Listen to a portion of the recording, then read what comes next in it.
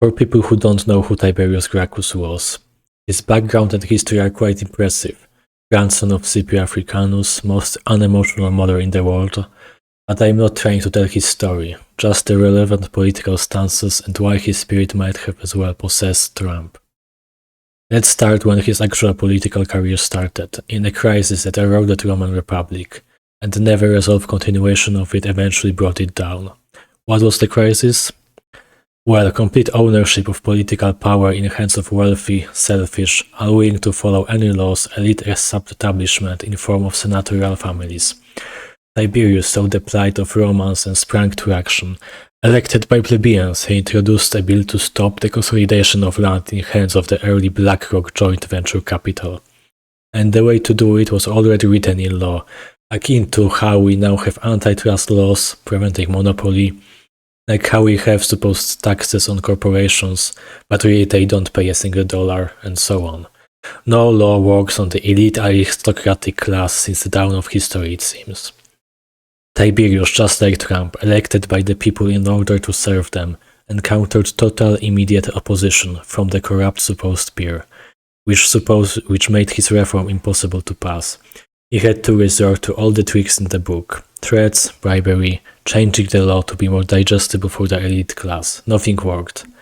Like Trump had to issue executive orders in order to proceed with his agenda, Tiberius eventually got to simply physically remove his opponent from the stage because nothing else could work.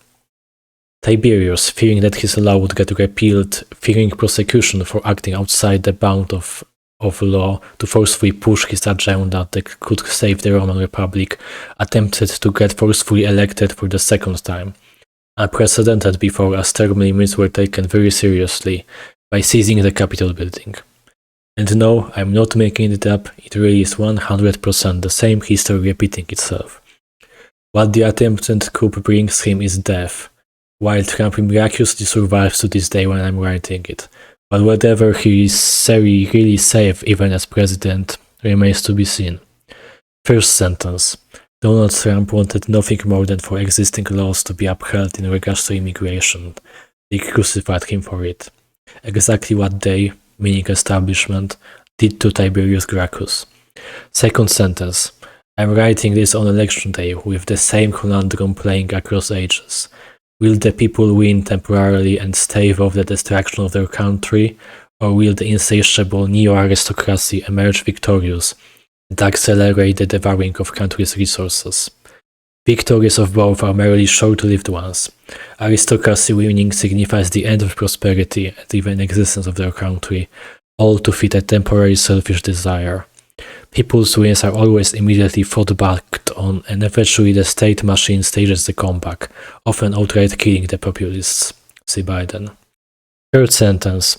Can Trump's agenda survive his eventual death, or will the Republican Party have to completely reinvent itself, risking implosion? Tiberius's reforms weren't implemented for longer than a couple of years.